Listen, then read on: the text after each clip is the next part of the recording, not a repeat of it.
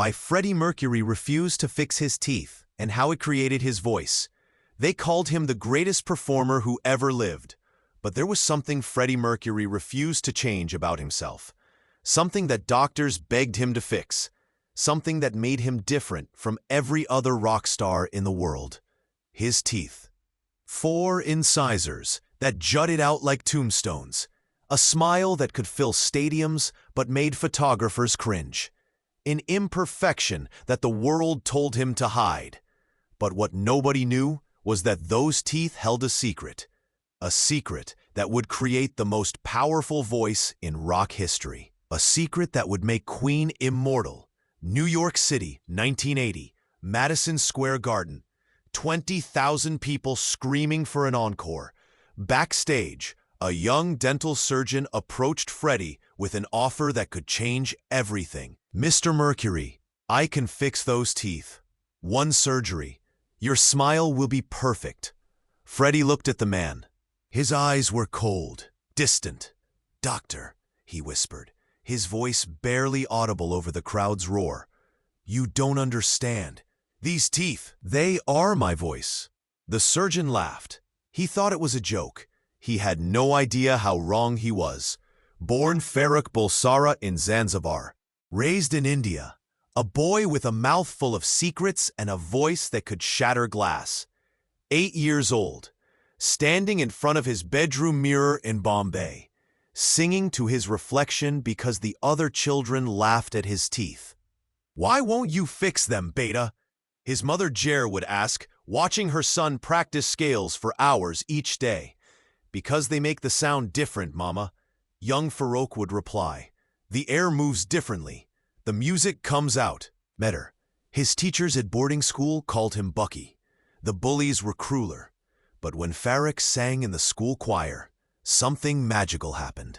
The sound that came from his mouth was unlike anything they'd ever heard. 4 octaves, perfect pitch, a voice that could whisper tenderness or roar like thunder. The headmaster, Mr. Richardson, pulled Farrokh aside after a performance.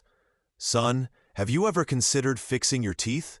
It might help with social situations." Farrokh looked at him with eyes older than his years. "Sir, if I change my teeth, I change my voice. If I change my voice, I change who I am." At 15, he made a promise to himself. A promise he would keep until the day he died. Those teeth would never be touched. Hey, before we continue with this incredible story, I need to give you an important warning. Many subscribers have reported that YouTube has removed their subscriptions without notice. Just take a quick look at the red button below to make sure you're still subscribed to the channel. I don't want you to miss any of the exclusive content that's coming up. And while you're there, leave that powerful like that helps me a lot with the algorithm. Oh, and tell me in the comments, which city are you watching from? I love getting to know every amazing person who's part of this community. Your participation makes all the difference. Let's interact. London, 1970. A young man named Farrokh Bulsara was dying, but Freddie Mercury was being born. He joined a band called Smile, changed his name, reinvented everything about himself except one thing: those teeth.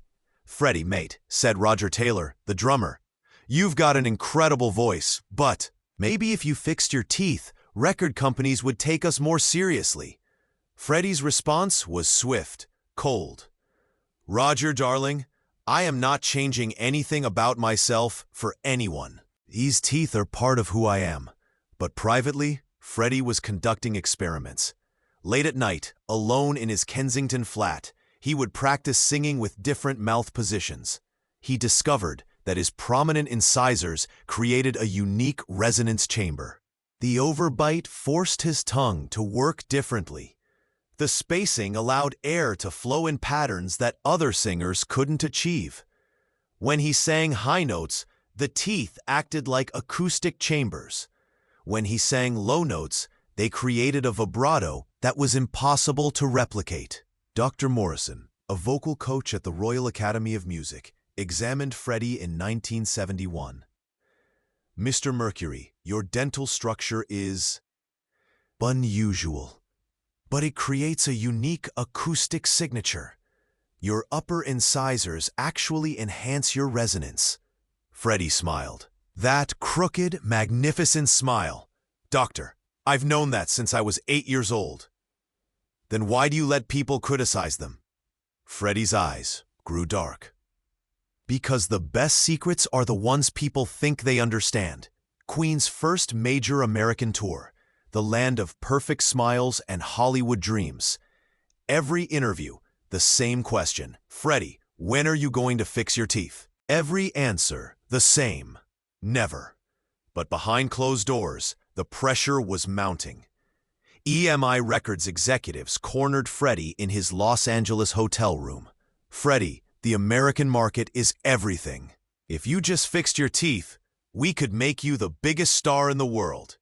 I already am the biggest star in the world, Freddie replied, sipping champagne from a crystal flute. But think of the merchandising, the endorsements, the magazine covers. Freddie set down his glass. His voice became a whisper. Gentlemen, let me explain something to you. My teeth are not a flaw to be corrected. They are an instrument to be celebrated. The executives didn't understand, but Dr. Patricia Williams did. She was a specialist in vocal acoustics at UCLA. She'd been studying Freddie's voice for months. Mercury, she said during a private consultation, your dental structure creates what we call controlled turbulence in your vocal tract. Most singers would kill for that kind of natural resonance. So you're telling me I'm perfect the way I am? Freddie asked, though he already knew the answer. I'm telling you that if you change your teeth, you'll lose what makes you, you.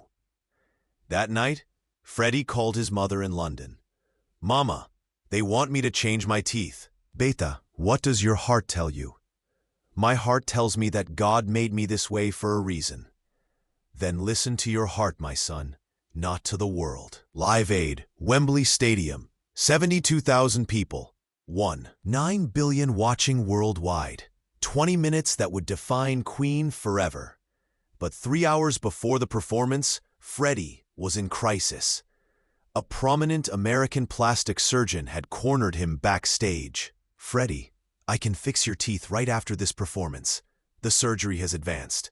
We can preserve your voice while giving you a perfect smile. For the first time in his life, Freddie hesitated. The pressure had been building for 15 years. Every photograph, every interview, every cruel comment from critics who focused on his appearance instead of his talent. Brian May found Freddie sitting alone in the dressing room, staring at himself in the mirror. Fred, you all right, mate? Brian, Freddie whispered. What if they're right? What if I could be better? Brian sat down beside his friend.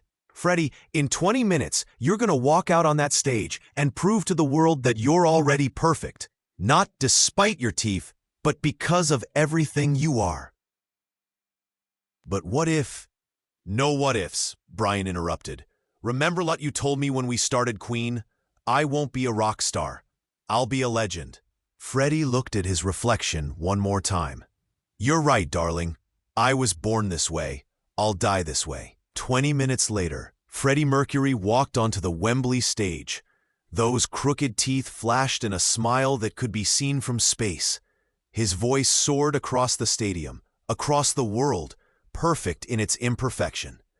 4 songs, 20 minutes, the greatest live rock performance in history. Not a single person in that audience was thinking about his teeth. They were too busy witnessing perfection. Freddie's final recording session with Queen. His voice was weakening, but those teeth remained unchanged. Jim Hutton, his partner, asked the question one last time. Freddie, love, you could still fix your teeth. For yourself, not for anyone else. Freddie smiled. That beautiful, crooked, magnificent smile. Jim, darling, do you know why I really kept these teeth? Tell me. Because they taught me that perfection isn't about looking like everyone else. It's about being authentically yourself. He paused, looking out the window of his garden lodge home. Every time someone told me to fix my teeth, They were really telling me to fix myself, to become someone else, someone ordinary. And you refused. I refused because I realized something very young.